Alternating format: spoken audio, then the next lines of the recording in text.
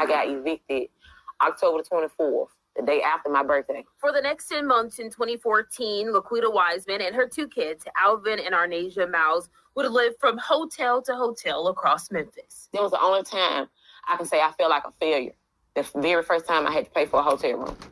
And even within, I paid for the room. I came out and literally was trying to wipe my tears because I didn't want them to know I was crying. With a 7th grader and 5th grader in tow, Wiseman did the best she could. It wasn't the family that, like, silver spoon for, like, you know what I'm saying, like getting rich, big house, big this, big car, but we always had what we really needed was core love, like family. While hotel hopping, Wiseman turned her focus to volunteering at American Way Middle School, where her son was a star basketball player. We still had the shoes we wanted. We still had plenty of clothes. We still had somewhere to live. Like, it was normal for us. I didn't miss a basketball tournament. My mom didn't miss a tournament. Like, everything was just still normal. In the midst of pain that few people knew about, Wiseman discovered her passion. I felt like I was doing what I'm supposed to be doing. And naturally, I just, pulled them in groups. Like, my voice was projecting good enough where they were listening. They wouldn't listen. They would listen to me and wouldn't listen to the teachers. And they didn't really know me. It's just, I guess it was my presence. Volunteering led to a permanent position, career, and diploma.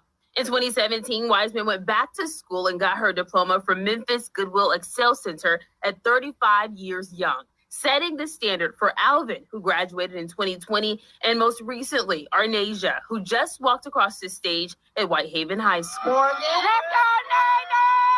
3 huge accomplishments after years of huge challenges. We were supposed to go through it, and I just think that's something that they can carry on this story. Like, we were homeless, like this. You have no excuse. We always had faith. Like, we never thought we was gonna be in this situation forever. And so to see us on the other side of my mom got her diploma, my sister just got hers, I got mine. I'm going to college, my sister in college, and she's finna start doing back college. It kind of feels great because that's what you get for like sticking through it. Yeah, that was Shay Simon, not letting their past define. All right, guys. The heartwarming. All you guys got your Kleenex out, man. Congratulations for meeting the bare minimum requirement of being an adult in the United States. Well said. Damn, Mayo, man, you coming in guns blazing, man. You didn't shed a tear seeing that, man? No. Did it strike any human emotions? No. Dang. Cool. Our brother's cool. Did anybody get anything? Anybody feel like, yo, this is great story, man? Oh, I did say it was great, but at the same time, you're still supposed to meet that damn standard. As I've grown up and graduated and then worked as an RA, I bring the legacy of Stephen Girard to work with me every day. Stephen Girard really left all of his wealth for the purpose of social impact. He wanted it to be a place that left a legacy for all the students that entered. Over the 170-year history, the institution has continued to grow, and it's still here on land that Stephen Girard owned, 43 acres in North Philadelphia. And so it's a real testament, I think, to both the city and to his legacy for what's possible when you decide to give to the city and you decide to take care of a community. The program at Girard College is actually twofold. We have an academic program as well as a residential program. We are the only 5-day co-ed boarding school that offers a full scholarship here in Philadelphia. The students that we're able to serve, they're coming from under-resourced backgrounds, single-parent households from low to moderate income. As a part of the Girard experience, our students are provided with everything they need to be successful, from uniforms to technology to field trips to opportunities to this and all. We're less than everybody who works there is black.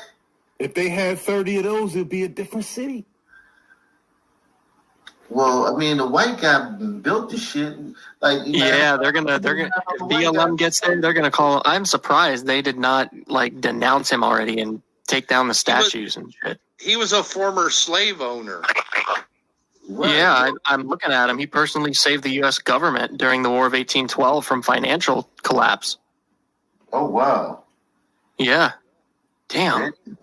I didn't want to tell that long-ass story, but yeah. Damn. uniforms to technology to field trips to opportunities to be involved in community partnerships to strong programming on campus and all. We're less than a mile from the art museum as well as other cultural resources that our students are able to take advantage of on a consistent basis. We were able to go to see the Liberty Bell, go down to City Hall, access the Please Touch Museum. Our students are dropped off by their families on Sunday and they leave on Friday afternoon. During that time, they're with a residential advisor in sections of students. We do that from first grade through 12th grade. We are deeply committed to life skills and being able to support our students' intellectual and emotional growth, making sure our students are intellectually curious because we know that that carries them long after they leave Girard. We're looking for academically motivated students that with the right resources, the right development around skills, puts them on a path to be able to really do for themselves and advocate for themselves in the classroom or in the dorm. One of the things I love about Girard the most is that we're a small community, a small team of adults that know every kid's name, checks in with them every single day. And in those classes, we have about 10 to 12 kids. And so every single day, there's an opportunity for an adult to have a conversation with a kid about what they're trying to do with their life. The experience for students in the classroom is really one that is cross-disciplinary. In the world, there aren't subjects. There's no math and science in the real world, right? Okay, so the two guys that are at the top are the white guys. The two white guys are at the top of it. Yeah, good idea. It's the dean and the associate dean are white. Taking these key skills and applying them in a real context. And so we're really trying to. I mean, and no shit, like that's not even a joke. Like I was like, damn, this is great. Then I was like, oh, okay. I was like, and to think, Umar Johnson grew up around the corner from here.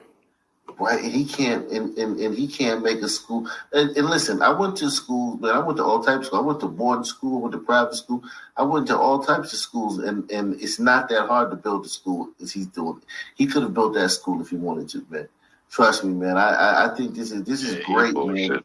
This is great because I've been to school. I went to school like this, man. Where you live there and whatnot, and you know, a lot of black kids and whatnot. And yeah, I think I believe that, man. This stuff can work, but this right here is only like a smidget of the students. Like, you know what I'm saying? This is how many kids go to the school? 200. Like, I think a few hundred. Yeah, This doesn't put a dent in anything, but it helps these kids. So salute to these kids. I think it's great for these kids, but I don't think that this changes anything overall in the city or in the community. Did you hear how small the classes were? 12, 14 students?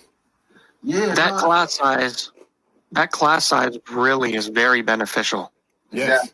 Definitely. A lot of one-on-one. And living That's there good to hear.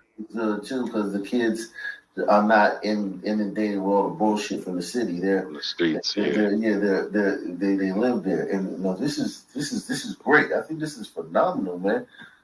Trying to do with their life. The experience for students in the classroom is really one that is cross-disciplinary. In the world, there aren't subjects. There's no math and science in the real world, right? It's taking these key skills and applying them in a real context. And so we're really trying to elevate those 21st century learning skills. One of the things we're super proud of is that our social impact program partners our students with community leaders to actually make real change while they're students, so that they know that the whole purpose of their education is actually use and apply those skills to make real meaningful change in the world. God it takes damn, a special yo. parent and a special child to live here. But You talk about oxymorons, man. The best school in the world in the worst neighborhood in the world. To live away from home, to lend your child to someone else to educate and be 5 days away from home. It takes as much work with parents as it does with the children because they need as much support. My experience as a parent has been really good. I've pretty much been able to reach or have contact with anybody I need to have contact regarding my children. You like that? That's important to me. I'm like a pretty independent person. So at first, like if I was struggling with something, I would really go to my teachers. I would try to figure out myself. Over time, I came to realize that I had people in my corner who I could come to. I was struggling with something. we are pretty focused on making sure that our students are ready for life after Girard, generally in the form of being ready for post-secondary education. Our residential program does a great job of preparing our students for moving to a college campus, having a roommate, accessing resources that are around the campus in a way that a student at a traditional day school might not have. Being at Girard gave me an early experience of how college would be. I feel like it readied me to actually be at campus at whatever college I choose. When our students graduate from Girard, I think what you'll see from them is the ability to collaborate and work with others. It really is a good place to be. There's like so much support. If you need advice for something, if you need help, you can always come to somebody here. At the end of the day, like, you know that they have your back. Once a student is enrolled at Girard, they're immediately a part of our family. We have students coming from New Jersey, New York, Delaware, different parts of the Philadelphia region, Maryland. We even have students coming from as far as Northern Virginia.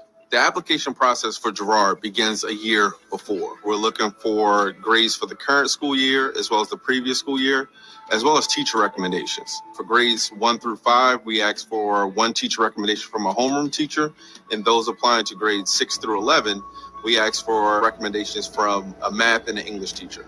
We can also use supplemental recommendations from a coach, pastor, or a family friend. So once you submit your application, you'll receive constant communication from the admissions office throughout the process. Once we gather all that information, the admissions committee is able to make a decision and determine who's the right fit. One of the key pieces that we want for our students is to think about how they will contribute to the world around them. We want our young people to build a legacy of their own by taking the education that they get here at Girard and allowing that to empower them and think about the world and the community around them. Wow, was it still the same like this, or was it different back then as far as like everything they offered? It was like, I heard some new stuff that doesn't sound familiar to me, and it's a couple things that was going on there that I don't hear, but we're talking about 30 years now. But what they're doing, like, man, I forgot there's a list of people, like esteemed people that have come out of there, you know what I mean? Politicians and stars and this type of thing. I can't remember none of the names because you're talking 30 years. I can't remember that. Me too, is a long fucking time. Well, that's 40. But they had a teacher, dog, on deck at all the dorms. So, like, if people had problems in any area, there was a tutor on deck. And you could sign, and they would, if you had problems in class, they would sign you up to that tutor. Now, that tutor that stayed in the building with you was not like the regular teachers. You had a math teacher, English teacher. This tutor knew every goddamn thing, all the subjects. So you had a super teacher living with you. And the guy that was in charge of you had an apartment in the building with you. There was an adult there at all times. Yeah.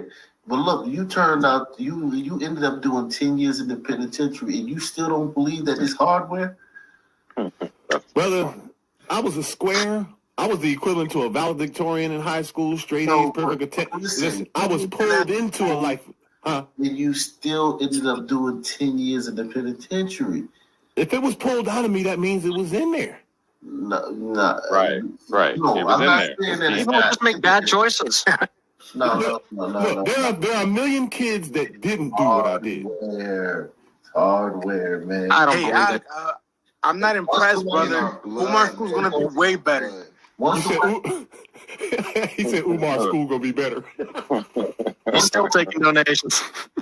Once the white people took their hands off you, you was done, man. You needed the white people to guide you through life, and they just guided you through this little part of your life.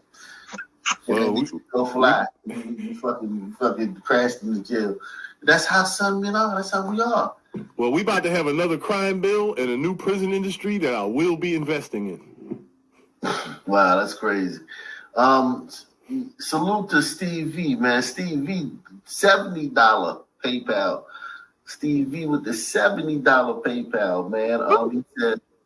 He says the Girard College story is a tearjerker. Yep. That entrance architecture is modeled off the Myson Kyrie, an ancient Roman temple, a tribute to what America is about. Having architecture like that is a hugely impactful to a community. It would be cool to hear more on this channel about how architecture and urban design affects and is affected by the Sun community. Well, we destroy things, so we don't. So I think the way we affect architecture is by destroying it. And I think that it was no surprise to me. When I watched the first 4 or 5 minutes of that thing, and I saw those black teachers and black administrators, I was like, oh, this is a black thing. And then they showed you who was in charge. And I said, okay, it's a white guy that got to run the shit, the day-to-day, the nuts and bolts. You know what I'm saying? There's two of them. Okay, I forgot to mention something. So when you do go on that property to the main gate, there is like a little mansion right there, which is the main house. The headmaster lives, right? An old white guy lives there.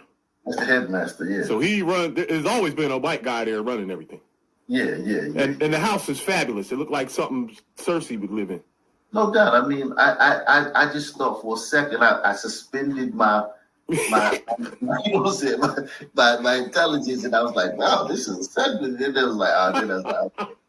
Yeah, because we need white people to run shit. Like without white people running certain shit, like we gotta have white people around. We need y'all, white people. We talk shit about y'all, but we need y'all, man. We need y'all around, man, and salute to all the white people, man, for all the gliders, man. Salute to all you gliders, man, for keeping shit afloat, keeping the water on, keeping the circuits connected, and the all the connections, Wi-Fi, the Wi-Fi, the power lines, all the shit that white people do, man. Salute, the sewers and shit. If no sun, man, yeah, definitely keeping the sewers not visible. Anything, I don't care what these sun men say. You call me a coon. Thank you, white people. Thank you, gliders, man. I really appreciate y'all, man. Y'all deserve it. Y'all go underappreciated. Yeah, man. Thank you. Are you invited to the Philly City cookout leadership? If it was up to Philly City leadership, the running of that school would be a MOVE member. And they would tear down Can't lie. one of those statues as well. Y'all know who MOVE members are, yo? They dropped a bomb on that thing. God, dog, they didn't like that. They should have. They were killing cops. They were shooting cops. With a fucking 50 cal machine gun. Do y'all know that the MOVE members took the police to war twice before that bombing? Yeah, I mean, I do. They were also threatening. I was living there during that time. Yeah, MOVE was also. But were you living there though, man? John Africa was a. Yes, 5 blocks south of Yeah, South but Street. you could. Yeah, but were you out? Were you there though? I mean, you could. You know what I'm saying? Were you there? You were in the hood, dog. Yeah, but it wasn't the hood back then. This is the 70s. Yeah, in the right. 70s, early 80s. That's before we got there. Yeah, give me a city, somebody, man. Give me a city so we can move the show along, man. She was sitting in Pittsburgh. Pittsburgh is Crips and Blood. We did Pittsburgh in the last episode, man. Right. And I'm gonna let the chat handle that, man. Let the chat decide what city we go to. Hey, somebody, I don't know what somebody playing. They got a steel drum band in the background or some shit, but yeah, man, you know that, man. Thank you, man. If you can hear it, we can hear it. Yeah, man. If you can hear it, we can hear it, man. Facts.